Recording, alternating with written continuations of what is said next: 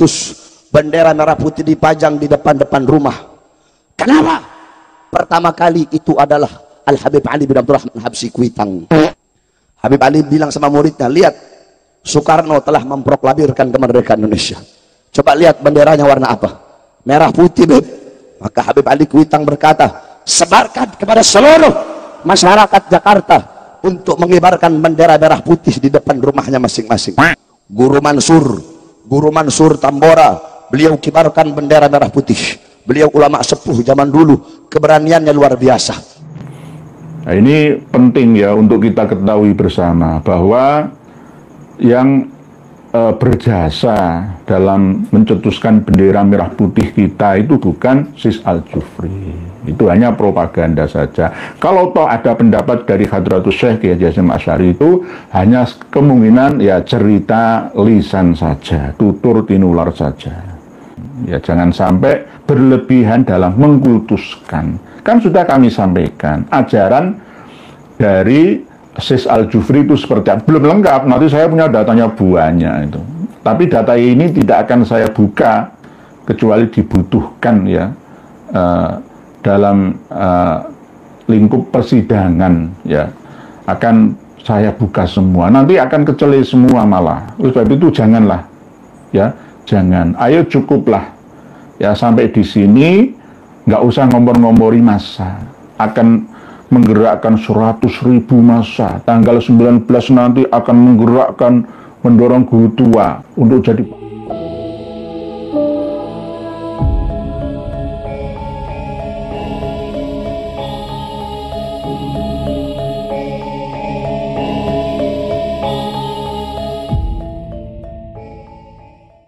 Oleh karenanya saudara-saudara, ini Indonesia merdeka karena para ulama, betul?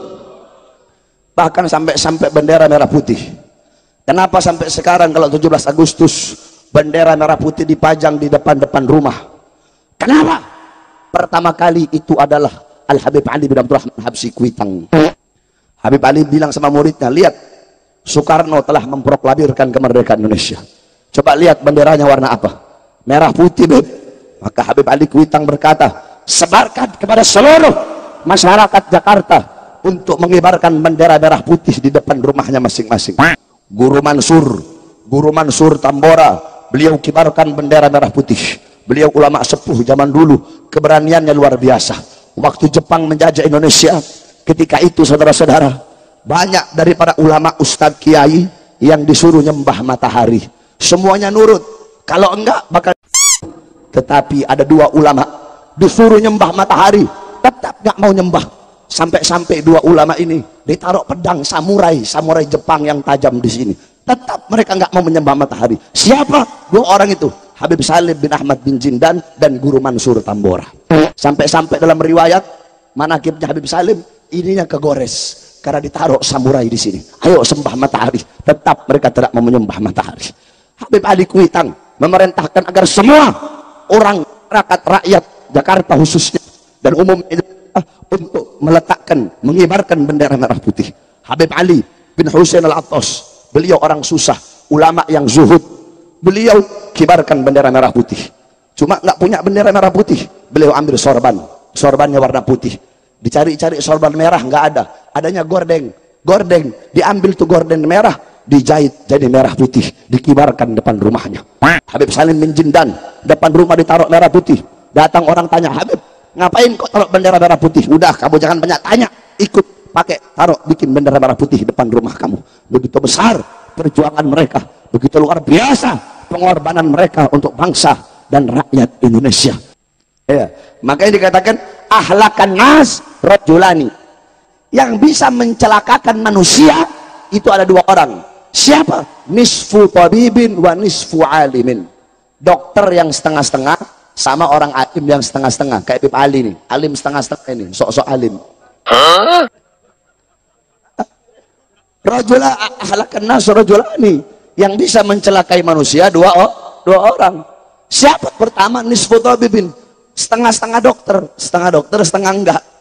Kenapa bisa mencelakakan manusia? Takutnya salah kasih obat. Nanti orang sakit kepala dikasih pil KB sama dia. Orang sakit perut nanti dikasih obat sakit kepala, terus salah diagnosa.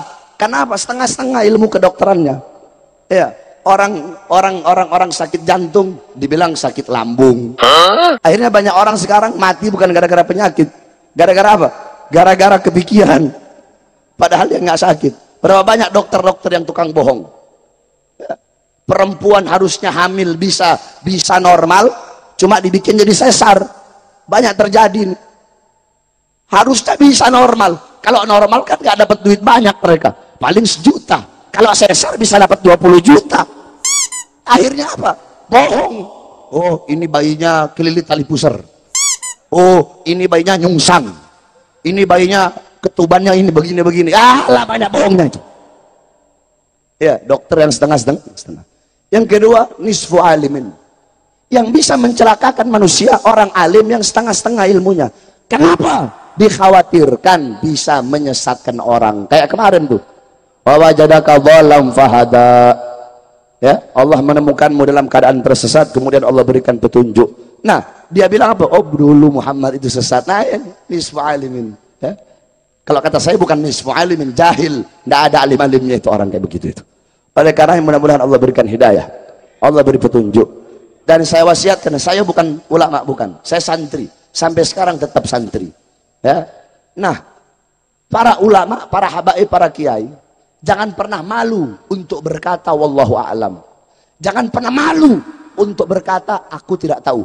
Idza su'ila amma lam ta'lam, kalau engkau ditanya satu pertanyaan, kemudian engkau tidak tahu, kamu nggak tahu jawabannya, jawab la adri, saya nggak tahu.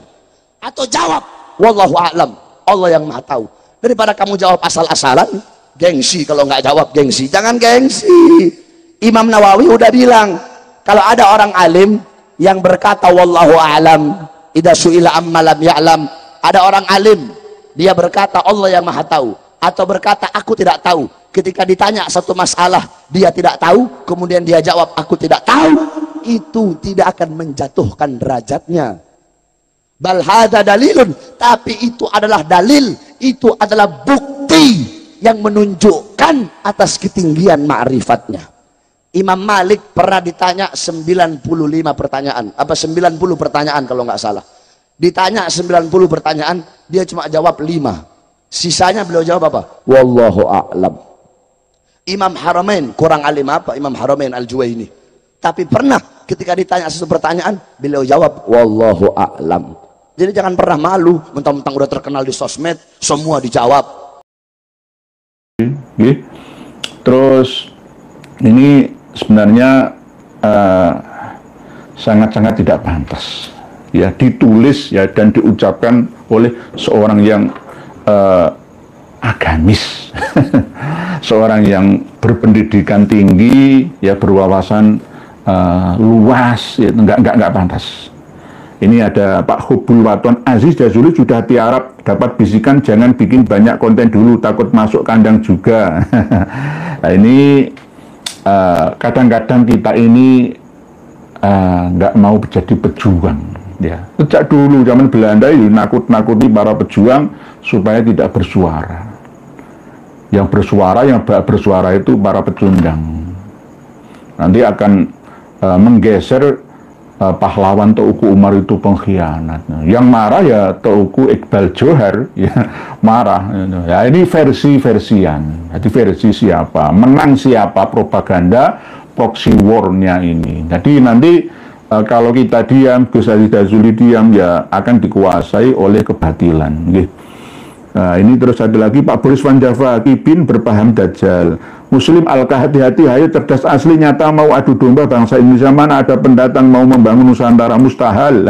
Mustahil begitu. Jadi kita harus hati-hati, jangan sampai saudara kok Al Khairat itu saudara saya, saudara Gus Fuad, saudara kita semua ya, sesama umat Islam, sesama umat manusia, sesama warga negara, itu saudara. Tidak hanya umat Islam saja ya, semua suku yang ada di Indonesia itu saudara kita semua.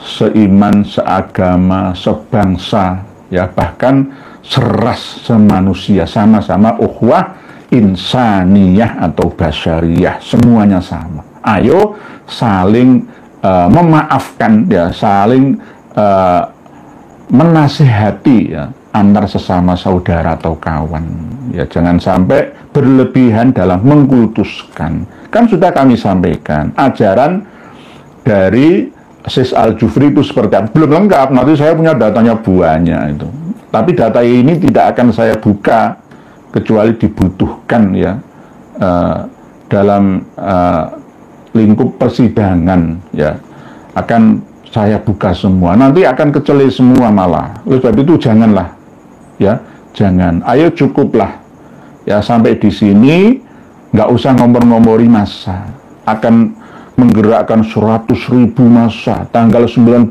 nanti akan menggerakkan, mendorong guru tua untuk jadi pahlawan nasional Indonesia. Buang-buang energi saja. Ayo bantu kepala negara dan staf-stafnya, sampai pelayan rakyat kita dari RT RW ya sampai gubernurnya, ayo bareng-bareng ngangkat ya, menyelesaikan masalah bangsa. Jangan ditambah-tambahi beban ya seperti ini ya. Cedak waktu Indonesia benar. Roni Fatahillah, kenapa ya Gus Aziz Jazuli sekarang jarang live? Ada yang bisa ngasih info kawan? Ya mungkin ada acara lainnya, mungkin dari Pak Roni Fatahillah. Pak Anatoli si Jufri hanya dikenal di lingkungannya. Saya menghormati Sis Al-Jufri, saya menghormati, tapi tidak secara berlebihan. Kalau semua menuntut jasa, ya semua pengasuh pondok-pondok pesantren minta menjadi pahlawan nasional semua, termasuk diantaranya yang kami ceritakan ini nanti, yakni kawan kami yang ada di Cianjur, ya. Itu justru yang benar-benar, ya, bahkan bendera merah putih itu masih tersimpan di sana, yang dijahit oleh Bu Fatma itu. Ini yang perlu kita sadari bersama, bahwa di balik sejarah yang tercatat itu, ada sejarah yang tidak masuk ke dalam data base sejarah Indonesia. Di antaranya kami punya itu loh, kami memiliki datanya dan langsung masih bisa dipertanggungjawabkan keakuratannya. Jadi tolong kawan-kawan dari Abnaul Khairat sana, ayo menahan diri, jangan ngomong-ngomori umat, wong kiai kok, Kiai Haji Husain Habibuan kiai. Sama seperti saya ini, nggak mau dipaksa-paksa oleh kawan-kawan, ayo usir Pak Alawi, saya nggak mau. Karena apa? Lisannya seorang kiai itu digugu dan ditiru oleh umat ini. Ayo mendamaikan jika ada perseteruan. Begitu. Itu namanya lisanul ulama yang benar. Jadi saya kalau mau buka-buka semua, ya, ini ada tokoh di balik proklamasi kemerdekaan bangsa Indonesia, namanya Kiai Abdul Mukti. Ini makamnya di Karet Bifak Blat 46 Tanah Abang, Jakarta Pusat. Ini pernah dicantumkan dalam buku Api Sejarah Jilid 2 oleh Profesor Mansur. Nah ini beliau dan Kiai Abdul Mukti bilang sama Bung Karno, kalau tidak proklamasi tanggal 17 Agustus 1945 yang bertepatan dengan Hijriah tanggal 9 Ramadan 1367 Hijriah, Jumat Legi, maka kemerdekaan akan mundur 300 tahun. Ini ada, saya punya catatannya. Ya, tapi beliau tidak ingin diangkat sebagai pahlawan nasional kita. Ya, ini paling penting. Ini nanti coba dicek untuk kawan-kawan yang ada di Cianjur. Kawan-kawan yang ada di Cianjur, itu pesantrennya, itu tempat mukimnya Bung Karno dan Bu Fatmawati. Pesantren Al-Basyari namanya. Ya. 1 bulan berada di sana menghasilkan duplikasi bendera merah putih yang nantinya dikibarkan ketika proklamasi kemerdekaan bangsa Indonesia. Sebab waktu itu bangsa Indonesia dijajah Belanda dan belum punya negara yang sah diakui dunia saat itu, baru tanggal 18 Agustus berdirinya Negara Kesatuan Republik Indonesia atas dasar Pancasila dan UUD 45. Jadi ada Kiai Syekh Musa Ahmad Basyari, Sukanegara, dengan cek bersama di Cianjur. Dulu itu memang lari ke sana gara-gara fatwanya Utsman bin Yahya. Sehingga di sana itu ada tradisi di Sukanegara itu, musola atau masjidnya tidak pakai speaker. Tapi sekarang sudah mau berbenah. Kenapa? Kalau pakai speaker berarti nanti wong ini bersembunyi kok, ibarat sholat duhur asar itu sirri kok nggak jari, kok malah tambahan nanti diburu oleh Belanda dan antek-anteknya. Ini dari daerah Sukanegara, ya. Makamnya masih ada, ya. Tapi ada yang direhab, pesantren Al-Basyari namanya, Al-Basyari. Nah, ini penting ya untuk kita ketahui bersama bahwa yang berjasa dalam mencetuskan bendera merah putih kita itu bukan Sis Al-Jufri. Itu hanya propaganda saja. Kalau toh ada pendapat dari Hadratus Syekh Kiai Hasyim Asy'ari itu hanya kemungkinan ya cerita lisan saja, tutur tinular saja. Ya, begitu nggih. Jadi ayo bareng-bareng kita rajut tali persaudaraan. Jangan mau diadu domba, jangan mau dipropaganda. Kang Mas Kiai Haji Husein Habibie jangan terlalu membenci Kiai Haji Muhammad Fuad Riyadi. Sudah minta maaf beliau secara elegan, ingin memancing, ya, ingin tes ombak, ternyata tetap nggak berhasil membuka mata para muhibbinnya, ya. Ternyata tidak mampu melihat secara bijaksana yang rasis, fasis, intoleran itu siapa. Itu loh, nggak bisa melihat ya aneh tapi nyata. Nah, ini loh, aneh tapi nyata. Sangat kita sayangkan bersama. Ini masih ada kamarnya Bung Karno dan Bung Fatmawati ketika mondok di pesantren Syekh Musa Ahmad Basyari, Sukanegara, Cianjur Selatan. Kalau dari Cianjur itu 60 km, itu masuk luas, Cianjur itu luas.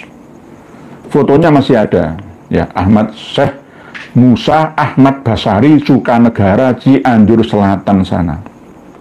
Dengan cek, kalau nggak percaya, silahkan salahkan saya. Kalau percaya, sudah ada hubungan dengan keluarga di sana.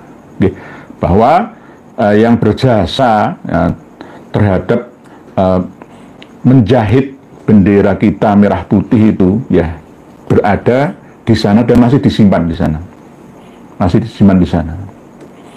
Oke. Mungkin demikian yang dapat kami sampaikan. Selanjutnya kita akan berinteraksi untuk membahas tulisan panjenengan semua.